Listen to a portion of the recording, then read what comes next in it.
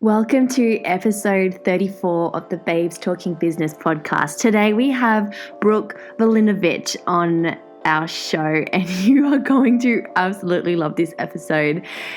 Brooke is an Instagram specialist. She's an international keynote speaker. She's the founder of Villa Management and creator of the Global Social Club Membership and Academy.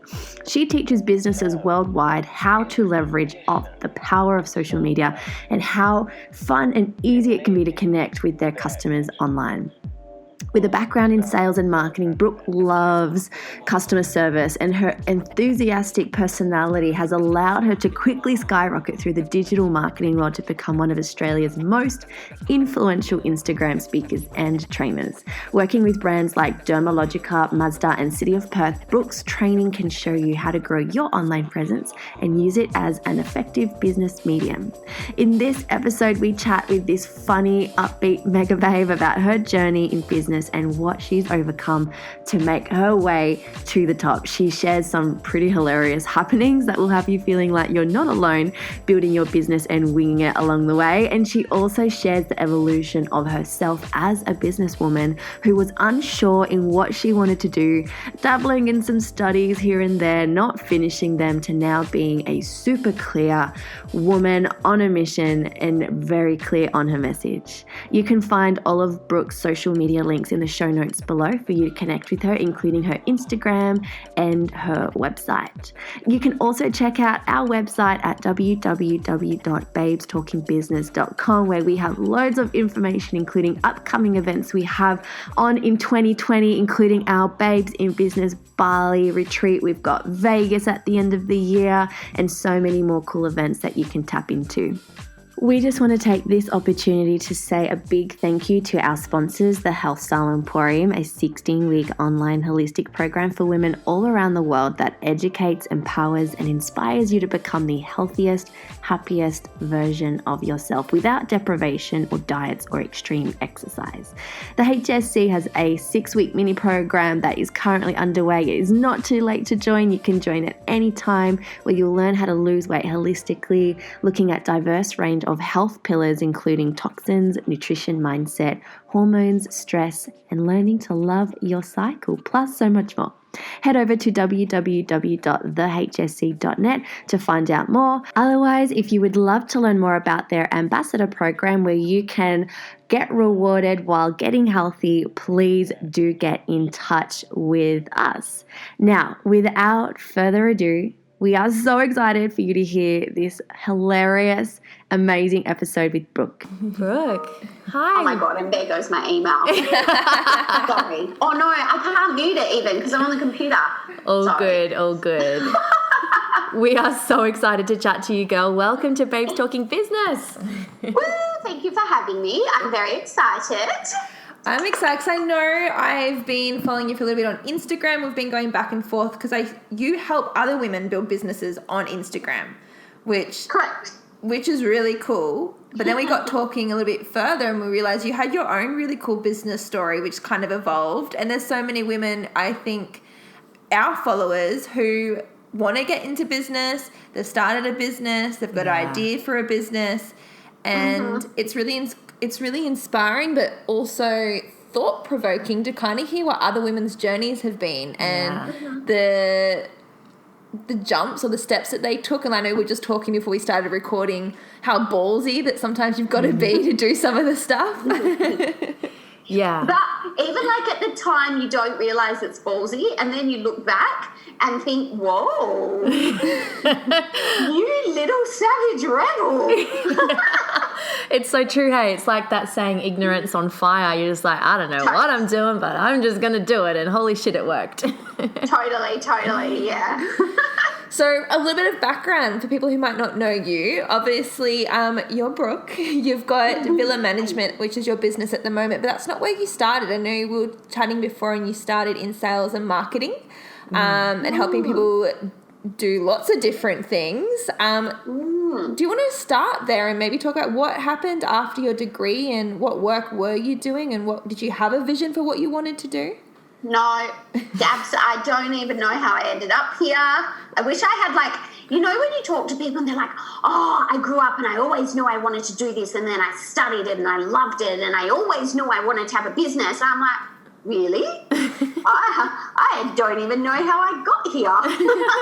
So I don't even know. I think when you don't know what you want to do, and this is definitely a thing in Perth, maybe it's not like this on the East Coast, but if you don't know what you want to do, you just go to uni and study marketing or commerce. That's pretty much universal, I think.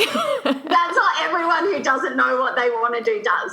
So I did that, and I was also working at a shoe store at the time around the corner from the uni, and do you know what? I was just so sick of being in a classroom, and I just wanted to work and make money. Like, ever since I was, I don't know, how old are you when you can get a job? 13, 14? Mm-hmm. However old I was when I was first allowed to work, I always had 2 or 3 jobs, always on the go. Mm-hmm. I just wanted to make money. That's all I wanted to do. So anyway, I started at uni and I was like, this sucks. I don't want to do this. Uni is literally taking away from me being able to work and make money.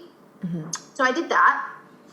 But I guess something marketing-ish must have stuck, because then somehow, yeah, but I dropped out of PR. I was doing PR, marketing, event management. So I dropped out of that. Mm-hmm. And then when I wanted to start doing event management by myself, I guess that's why I started my business, because I didn't think anyone would hire me without having a degree, which now that I own a business, realise is, like, unless you're trying to become a doctor, going a degree is not the end of the world. Yeah. Like, I was so caught up, because that's why I think school's shit. You know, they really enforce that if you don't go to uni, you don't get a degree, you will suck at life. Yeah. And I thought that I sucked. And I think I don't know about other people, but for me, I didn't start my business in this, like, super happy, excited time of my life.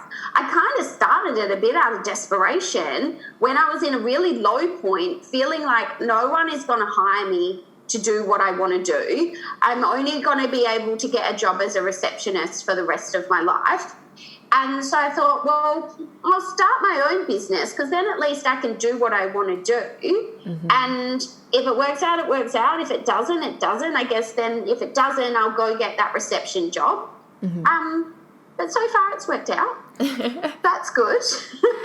But yeah, it wasn't a happy time when I started my business at all. Mm-hmm. Thanks for being real and raw too, because I think a lot of people beat themselves up when they're coming out of school, and maybe they started a degree, they didn't enjoy it, they quit it, and then they're like, I'm not going to be successful. Like, is this the only way? And totally. I love that you're resourceful enough to be like, you know what? I'll find myself work. I'll find a way to create an income. I don't even know how that worked. Yeah. I look back and I'm like, whoa, you're crazy. I love it. So, okay, so you studied PR and marketing, but you dropped out. I remember you saying you did, like, a little bit of interior design and that didn't work. And that same thing, I started it and I was like, this sucks. I'm so sick of being I was just sick of being in a classroom, and I didn't feel like a lot of what I was learning was what I really wanted to do. Mm-hmm, mm-hmm. You know? And so I dropped out of that too. And then you started Villa Management, which started out as events, right? But then people were, like, reaching out to you saying, like, oh my God, your Instagram game is amazing. Like, can you teach us what you're doing? And you've now fallen into the Instagram teaching education world. You've ditched the events thing because you're just bossing it with Instagram, and now that's your jam. Well, I guess there's an element of the events, like with the social club, which is my online training community. We run events, and that's sort of a big part of it as well, which I guess has my knowledge of running events has ultimately helped with that. And there's another business in Perth, a networking group, that we do a yearly big event together for International Women's Day as well. And so I guess the event work sort of comes into that too. But I definitely feel like I found my thing with social media. I love Instagram so much in terms of the ability for a small business owner to be able to get their name out there and noticed all over the world for little to no cost. Yeah. I just think that's so fantastic because business is hard and business is fucking expensive as well. So if there's an aspect of it that, like, at any time, day or night, if you've got time, you can pick up your phone and potentially connect with customers for free, and that's fully under your control. That's what I think is really cool about it. You know why I love this? Because our last episode was totally different, where it was about blogging and like monetizing blogging and creating content there and connecting with your consumer there, whereas this is totally different. So I love this because different subject, different market of people. So let's dive into it. Let's talk about your business journey and using Instagram. Like, obviously it's been 4 years since you started your business. I'm going to guess that it wasn't always like hop, skip, jump, you've ended up here. It's definitely been a journey over the last 4 years. Every day is a journey, fuck. Okay, so this is when I originally started, I started with a 3-hour workshop teaching Instagram and Facebook, because this was 4 years ago, so people were kind of new to Instagram then. And because what I thought I was doing was so easy, I convinced myself there is no possible chance of this becoming a long-term business model. In 6 months' time, everyone is going to know what they're doing, and I'm going to have to find something else to do. So my sort of strategy starting off was, because I didn't have a business plan, because I thought, there's just no way that this is going to be a long-term option, was just any opportunity that comes along, just say yes to it.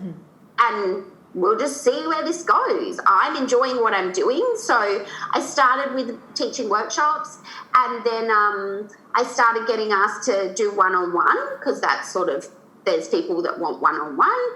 And then I started getting asked to speak, which I was like, oh, this is new. Sure. Like, people want to listen to me speak. Okay. So I started, because no one was doing it in Perth at the time. No one was really even doing it in Australia at the time. And then I started getting contacted from over East and international, asking to do online. So then I started teaching workshops on Zoom, and that gave me access to a total different market as well. And then also I was building up my mailing list at the time too, my email list, because anyone that teaches you social media will teach you you don't own the platform, so you want to try and get as many of your followers off the platform into something that you own. And I was sending these fortnightly email tips on Instagram marketing with like little activities that businesses could implement. And I was doing that for about a year, like behind the scenes of everything else that was going on in my yes year strategy. And it got to the point that people were responding to those emails and being like, oh my God, this stuff that you're teaching actually really works. Like, I tried the activity and these are my results. And I was like, cool, yay. And then people were responding and saying, like, we hang out for these fortnightly emails. Can we pay you to receive these emails more often? And I was at a time then when I was really burning out, because I was teaching every single day, between group workshops to private workshops to consulting to online to speaking at events. Actually, I was also writing strategies then for businesses too, and it was just me. So I had 10,000 things going on. Actually, my 1 3-hour workshop turned into 16 different services in 12 months. Wow. And I was getting really overwhelmed, as I'm sure you could imagine. And so that's when I sort of just looked at everything that I was doing and thought, all right, I now know how to make money with this, because I'm making money, but I can't keep doing what I'm doing forever, because it's too much. I'm exhausted and I'm going to burn out. So I sort of thought, what am I enjoying the most? And I was really enjoying writing these email lessons. And so I guess the timing of like writing those email lessons and then the responses from businesses around the world asking for more, I created the social club, which basically monetized those emails, added in a weekly webinar, and eventually started getting rid of everything else. And now I'm focus fully on the social club. I do a lot of keynote speaking as well, on a variety of things. And then I do quite a bit of media and TV work, which I'm like, what? Isn't that crazy? Listening, it's so cool just listening to your journey though. But I think there's a few key things that I really want to tease out, because for you listen to that and you're like, I don't know how it happened, but totally. That's how I feel like I don't know how this happened. Like, I'm on TV. I'm on live TV. What the fuck? But I can already tell you listening, you have initiative. Yeah. You, like you said, you have balls. Like, there's a year where you just said yes to a lot of things and you worked it out afterwards. And then there's a lot of people, they complain that they want something, an opportunity will come and they will self-sabotage. They'll talk themselves out of it. They let fear cheat them out. You were just like, yep, let's do it. I'll work it out and we'll roll with the punches. So how did you do that? Like, there's a lot of people who can't. Does that come naturally for you, or did you ever have fear come up? I think I was just so excited that for the first time in my life, I was actually getting paid to do something I enjoyed doing. That was really exciting, and that was quite addictive. So every opportunity that came up, I was just stoked that someone was giving me money for something that I liked. I guess, that's really what drove it. And I love that too, because a lot of people have, like, when I know we're going to talk about this in a second too, business is hard. It's not easy. But a lot of people have this misconception, like, business has to be hard, where I think if you take the time, especially if you're still a baby and you know you want to get into business, or you do have a business and like you said, you've got lots of different projects happening within the business, taking the time to actually think about what do you enjoy most? Because sometimes they're the telltale signs of what your gift is. Like, what do you enjoy? What gives you energy? And also, what comes easy for you? Like you said, this was stuff that you were easy. You didn't know people would pay for it because it was just so easy for you. But that's a good, like... I felt like I was, like, scamming people. But honestly, my husband and I would laugh at, like, the fact that... We still laugh at the fact that people pay me to speak.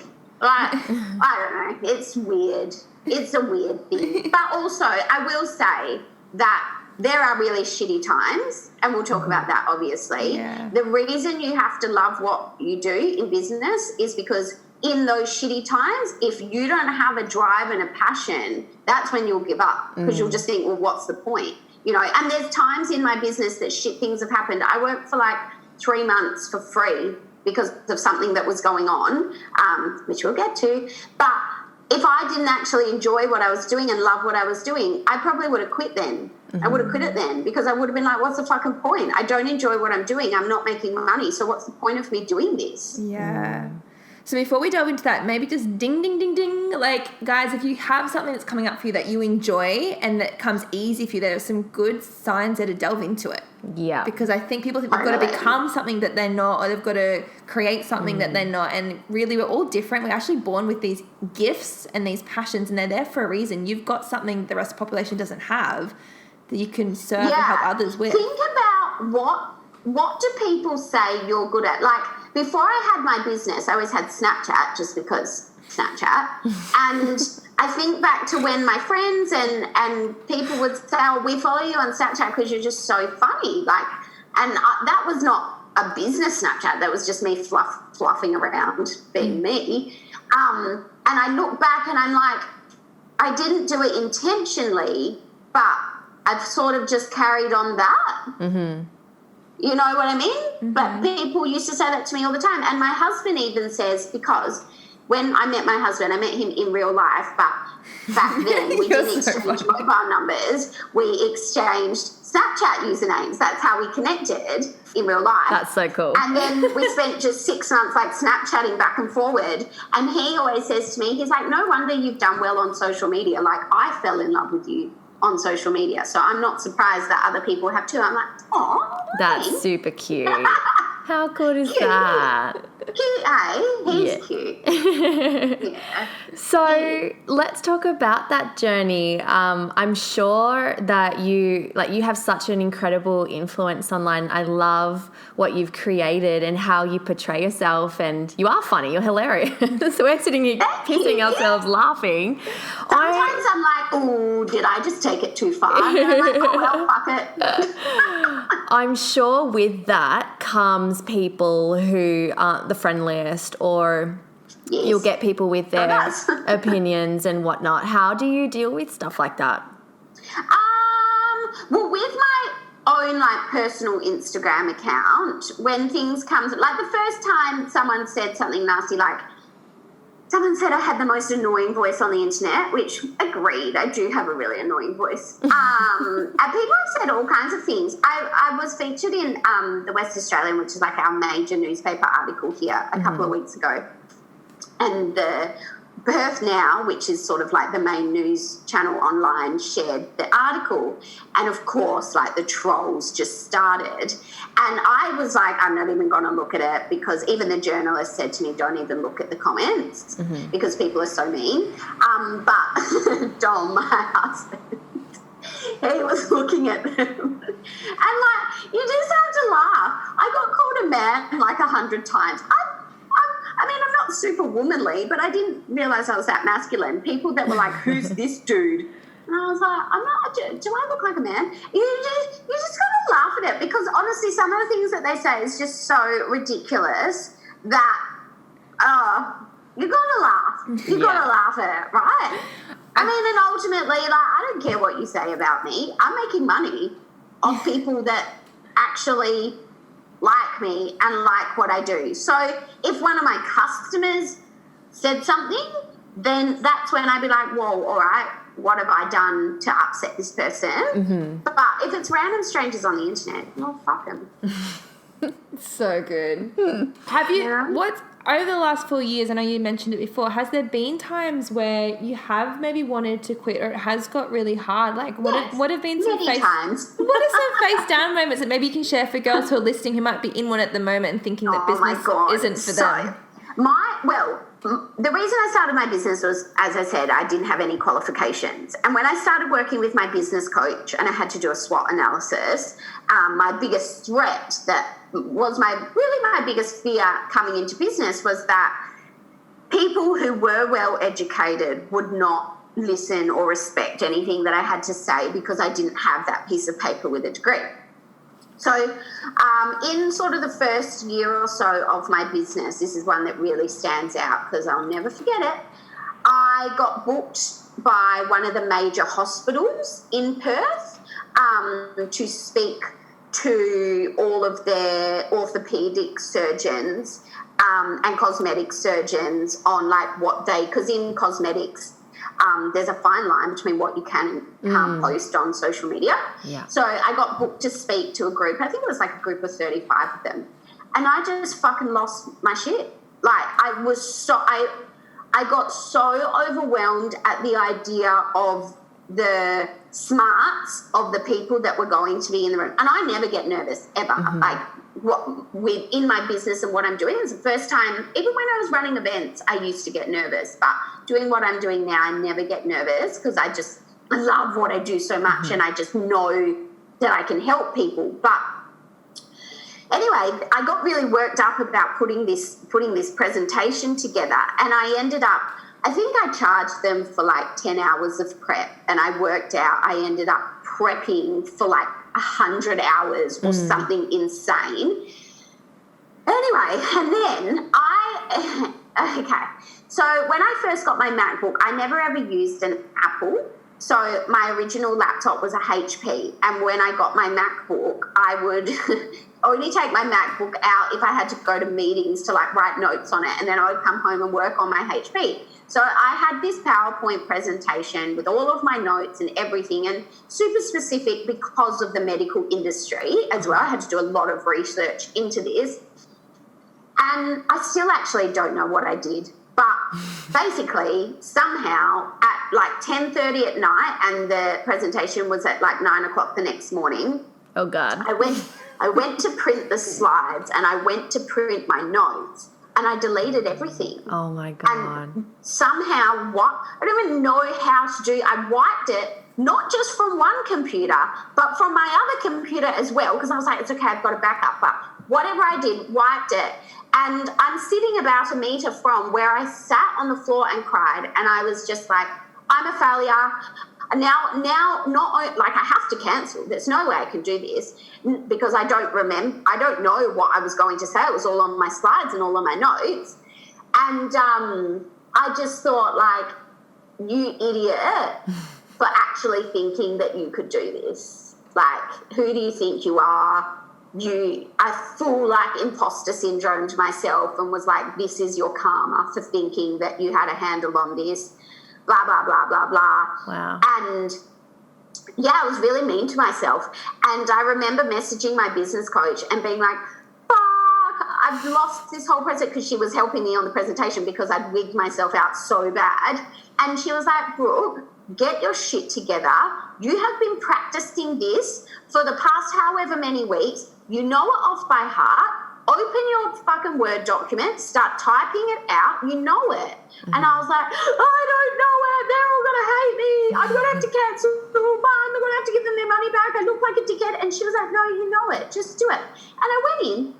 It was completely different probably to what I already had planned, but I did it. They all thought it was amazing. How funny. And I was like, oh, well.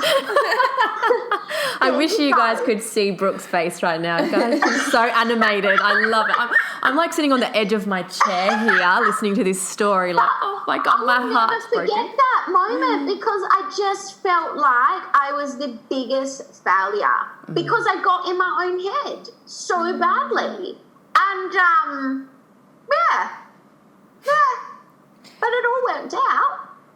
Did a great job. They loved it. And I didn't suck. So there's that, and there's so many more. That's just one of the many things. What I love most about having this chat with you is your humour shines through, and I don't think a lot of people don't realise you have to have that resilience in business. Like you have to take your business more seriously than you take yourself, and be willing to laugh every time you fall over and every time you stuff up, because if you don't, you're not going to get out alive. And every single bad thing that's happened in my business, when I'm like sitting on the floor crying, a part of me is like, this is going to be a great part of my story one day. And that's like all I keep thinking. Because that's what you have to think in that moment, right? No one has a business story of, like I started a business and I made heaps of money and everything was great. Like everyone has shit that happens and drama that happens, and you just got to know that that's what's eventually, even though it sucks, that's eventually what's going to make you interesting. I'm just having this little vision in my head. Next time, Shan, you come to the whinge and you're like having a suck about something, I'm going to get my little mobile up and start filming like, this will make a good part of your story. We can show you this in the future. I'll be like crying, like just record it. Totally. Yeah. I love that.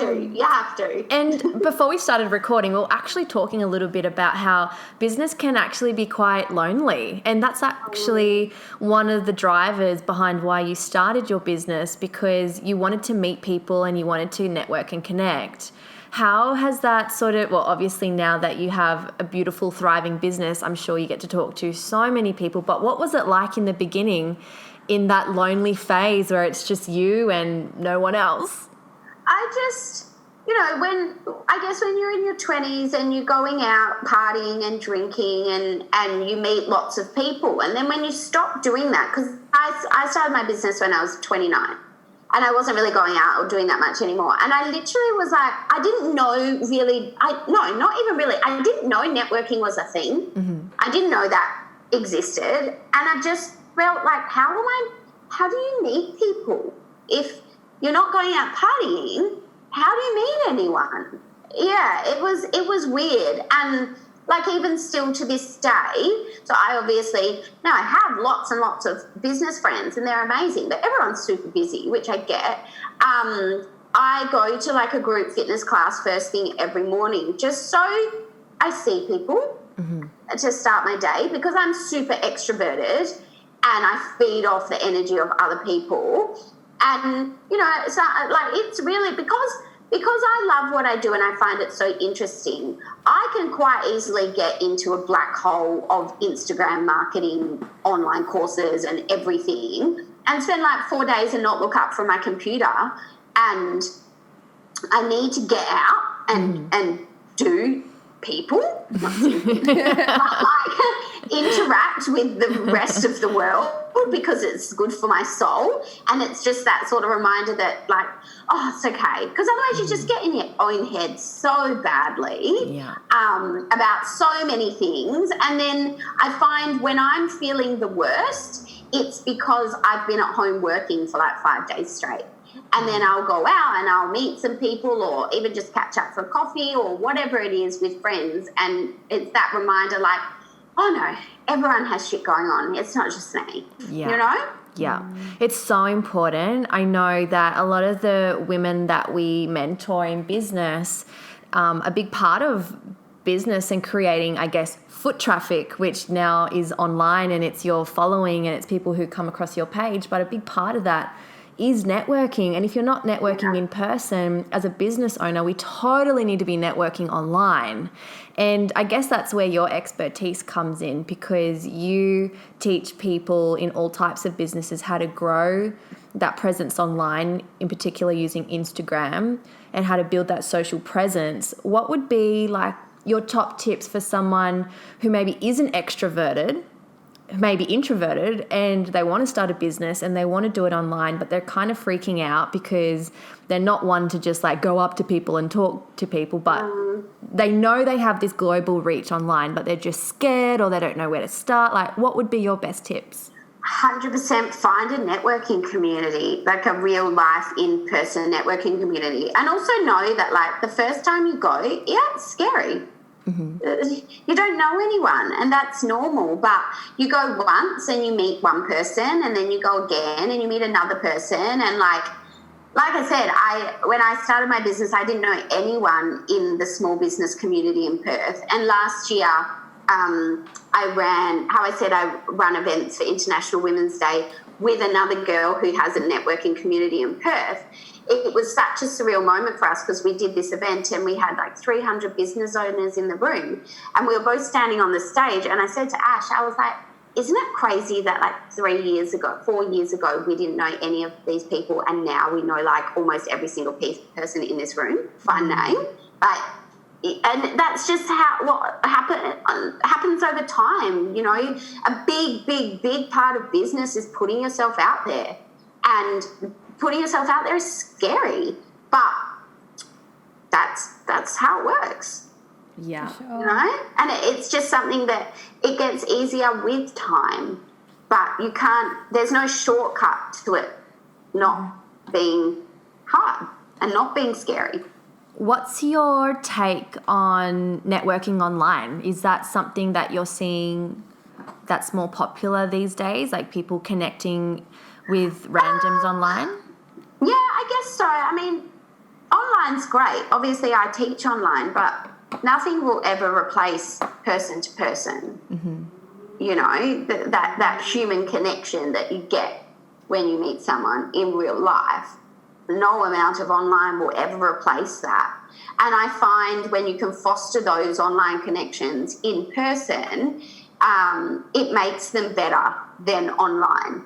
You know, because you've met the person, or it can go the other way around. There's a lot of people that I've followed online and, you know, messaged back and forward in comments and blah, blah, blah, and then met them in real life and been kind of felt a bit let down and disappointed because I think you're not like that in real life. Isn't you know, that and then interesting? there's like that huge disconnect of like your perfect photos and the way that, you come across online, but in person, like, you're a dickhead.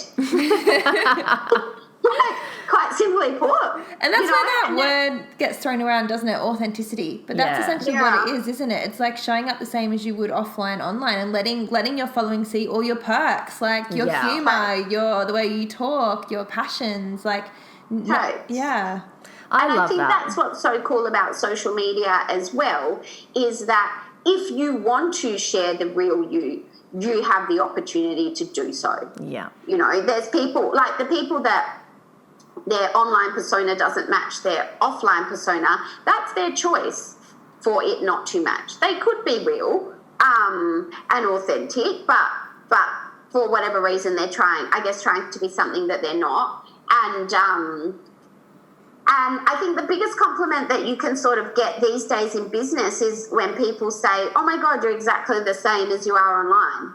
When they meet you in person. That's like a massive compliment because, you know, even sometimes you second guess what you're putting out, or am I being authentic, or, you know, I think I'm at a point, without sounding like a wanker, this year for me has been so fucking massive. I feel like every day something amazing is happening, and I feel like I'm constantly like, this cool thing happened, and then this cool thing happened, and then this cool thing happened now, but all the shit stuff also happened, you know, and I always sort of like think I want to still be able to reinforce that I want to share the good stuff, because the bad stuff, I don't want to scare you with the bad stuff, but there's also bad stuff too, you know, so it's like, it's hard sometimes to find that when everything is going really well, eventually it's sometimes hard to find that balance because it seems like there's less balance. Yeah. You know, but I mean, the past 6 months have been awesome, but it took me 4 years to get here. Yeah. And I think that's a little nugget in itself. Like hopefully lots of you listeners who are tuning in, that a lot of the girls that we are interviewing, it's not something that's happened over the night. You're hearing their success stories 4, 5, 6 years in, and you didn't give up. Totally. And I feel like every year you have a real big soul-crushing thing that happens. Yeah. And I think that's something that I've learned. And it's always something that you absolutely have no control over. So I was reading, I really like reading, so I read a lot of books. And the other day I was reading Winging It by Emma Isaacs. And I don't know if you guys have read it, but fantastic. Oh, she's amazing. And then I messaged her and she replied, and I was like, oh, we're best friends. But again, proves the power of Instagram. Like I can have a direct connection with the person who just wrote the book that I was... Anyway, I'm getting distracted. But she talks about in the book, like, when businesses fail is when you become complacent and give control over to something that you have no control of. And every big failure that's happened in my business or drama has been something that I don't have control of. And I think you've just got to learn and accept that if your business relies on things you have no control of, like payment systems or social media or whatever it is, you need to accept that when things go wrong, that's a part of what you do. And that's just a part of being in business. You know, I don't think there's any business that I can think of that doesn't rely on something else to help them operate day by day. And humans make mistakes and errors happen all the time, and that's a part of it. And you learn from those mistakes. You don't learn from every time you win. You learn from every time shit hits the fan. Totally. Yeah, I feel you. You've shared so many golden nuggets with us, and I know there's probably lots of girls who are listening who want to go check you out now, and they're going to go see, what are these facial expressions Lauren and Shani are seeing? But I'll pop everything in the show notes so they can find you and your little hub as well, so they can learn about that. But I'm just curious, for girls who are listening, what would be, and do you have Instagram? They're building businesses on Instagram. What would be your top 3 tips on building business on Instagram that you can share with them so I can get a bit of a taste of what you're about? Okay. Oh my God, I have so many. So, building a business on Instagram, this is what you need to understand. Just because you love a product or service doesn't mean there's a market for it. So you've really got to know, A, your point of difference, because you need to ensure that you filter that through all of the content that you share. And B, what is the problem that you solve? What is the problem that your product solves or your service solves? Because if your product or service is just something that you love and it's not actually filling a need or a want or a desire, then you don't have a business, you have a hobby. So that's something really important. Then number 2, you have to get professional photos done. So there is so much noise on Instagram. There's a billion accounts. There's so much content every single day. To be able to stand out and cut through that noise, you have to have your own unique brand and your own unique way of telling your story. And that comes with a level as well of professionalism that people forget. Instagram isn't the easy way to market your business, and so therefore you don't need to take it seriously. It's a very, very, very fucking powerful marketing tool when done correctly, when you take it seriously. And if you want your customers to take you seriously, then you need to treat it professionally from a visual point of view. Those high quality photos are key to determining your success on the platform, 100%. So that's tip number 2. Tip number 3, you need to know your ideal client to a T. There isn't enough information about the world that you can have of who this client is, because that's where everything begins. When you know who is going to purchase your product or your service, then you know exactly what content that you can deliver that they are going to find valuable and want to come back to time and time again. You can also work out all the other accounts that they follow, and you can connect with them and reach out to them at any time of the day. So everything starts with knowing this ideal client to be able to then grow your account, rather than just sitting back and waiting for them to come to you. And that's super powerful. Was that 3? It was like 5,000. No. They were 3 great tips. I loved that. Thank you. Thank you so much for jumping on, Brooke. I love talking to you. I feel like we could sit here and talk for hours. I can talk for hours. You should listen. My husband will tell you that. Well, thank you so much for your time and all of your goodness and your wisdom. I definitely have loved this episode so much. We'll make sure all of the links to your social media and your website are in our show notes. And yeah, just keep being you. You're amazing. And yes, your husband is right. You are so easy to fall in love with. Oh, stop it. I'm taken, guys. Thank you so much for having me. I really appreciate your time. No. Oh, good girl. Thank you. Bye. Bye. We hope you loved today's episode of the Babes Talking Business podcast. We're loving bringing you these episodes. Our mission really is to share and add value to your week, whether you're a budding entrepreneur or you're a veteran and you've been owning your own business for quite some time. Don't forget, if you're loving our podcast, we would absolutely love and appreciate for you to rate us and drop in some love on the iTunes app by giving us some feedback. We want to do something really exciting, and we want to do a shout out of the week every week on our Instagram for anyone who reviews us. So please make sure you leave us 5 sparkly stars and you give us your feedback, but don't forget to add your Instagram handle or website so that we can shout you out. You can follow us on Instagram at Babes Talking Business, or you can check out our website at www.babestalkingbusiness.com. You can check out the Health Style Emporium online holistic health program, our beautiful sponsors over at www.thehsc.net. All of these links are available below in our podcast notes and on our website. Thanks for tuning in.